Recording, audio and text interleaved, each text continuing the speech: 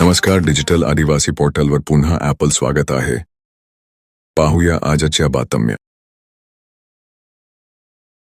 मागील व्हिडिओवर कमेंट करणाऱ्या टॉप प्रेक्षकांमधून आजची निवड झाली आहे. इंजिनियर शिवकुमार पाटील नवापूर, पाडवी सर गुजर भवाली, महाले गुरुजी रांजणी तळोदा, प्रकाश नाईक ठाणा विहीर, भाईदास कोळी उधना सुरत यांची निवड करण्यात आली आहे. अभिनंदन. तुम्हीही तुमचं नाव आणि गाव कमेंटमध्ये नक्की लिहा आणि यूट्यूब चॅनल सबस्क्राईब करून घ्या आणि व्हिडिओ जास्तीत जास्त 10 मित्रांना शेअर करा. कदाचित पुढच्या व्हिडिओमध्ये तुमचं नावही घेतलं जाईल. राहत्या घरात बेकायदेशीररित्या गांजा व दारूची साठवणूक करून विक्री करताना एकाला पोलिसांनी पकडले. धाड टाकत 5 किलो सुका गांजा, 82 लिटर गावची दारू, बियर बाटल्या असा एकूण 2,59,900 रुपयांचा मुद्देमाल जप्त करण्यात आला आहे. ही कारवाई नंदुरबार शहर पोलिसांच्या पथकाने केली. अक्कलकुवा तालुक्यातील अतिदुर्गम भागातील सरी ते गौरी खालपाडा दरम्यान नदीवरील पूल गेल्या 3 ते 4 वर्षांपूर्वी वाहून गेला. अद्यापपर्यंत पुलाची दुरुस्ती करण्यात आली नसल्याने नागरिकांचे हाल होत आहेत. मात्र याकडे संबंधित प्रशासनाने लक्ष देऊन पुलाची दुरुस्ती करावी अशी मागणी होत आहे. नंदुरबार शहरातील देसाईपुरा परिसरातील एका घरात मानलेली मुलीने सोन्या चांदीचे दागिने तसेच रोख रक्कम असा एकूण 72,376 रुपयांचा ऐवज लंपास केला. या प्रकरणी फिर्यादीवरून संशयित महिलेविरोधात नंदुरबार शहर पोलिसात गुन्हा दाखल करण्यात आला आहे. या प्रकरणी पुढील तपास पोहेकॉम मनोज चौधरी करीत आहेत. नागरिकांना चिखलातून मार्ग काढताना त्रास सहन करावा लागत आहे. महाराष्ट्र राज्य अंगणवाडी कर्मचारी समन्वय समितीच्या वतीने अंगणवाडी सेविका व मदतनीसांच्या विविध प्रलंबित प्रश्नांवर आमदार आमशा पाडवी यांची भेट घेऊन निवेदन देण्यात आले.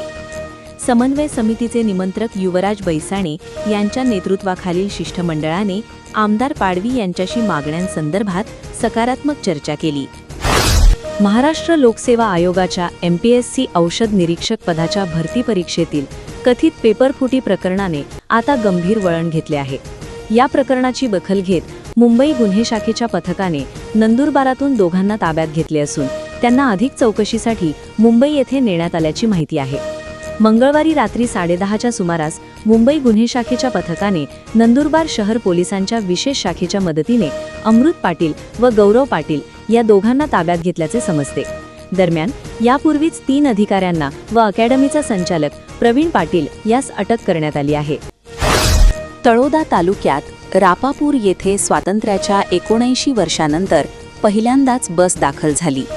तर दुसरीकडे आजही याच ग्रामपंचायती अंतर्गत येणाऱ्या पालाबार पाड्यात येथे रस्ता नसल्याने येथील रहिवाशांना आजही रुग्णांचा झोळीतून प्रवास सुरू असल्याचे वास्तव विकासावर प्रश्न उपस्थित करणारे आहे. पत्रा उचकवून चोरट्यांनी मोबाईल दुकान फोडल्याची घटना शहादा तालुक्यातील प्रकाशा येथे घडली. या दुकानातून सुमारे 1 लाख रुपये किमतीचे विविध मोबाईल चोरीला गेले आहेत. यावेळी पाचारण केलेल्या श्वानला चोरट्यांचा माग दाखविता आला नाही. या धाडसी चोरीमुळे गावात खळबळ उडाली आहे. जून आणि जुलै 2026 या कालावधीत राज्यातील विविध भागांत झालेली अतिवृष्टी, पूर परिस्थिती, चक्रीवादळ आणि गारपिटीमुळे शेती पिकांचे मोठे नुकसान झाले होते. या बाधित शेतकऱ्यांना तातडीने दिलासा देण्यासाठी राज्य शासनाने 23,33,31,000 रुपयांचा निधी मंजूर केला असून तो थेट शेतकऱ्यांच्या बँक खात्यावर जमा करण्याचे आदेश देण्यात आले आहेत, अशी माहिती मदत व पुनर्वसन मंत्री मकरंद जाधव पाटील यांनी दिली.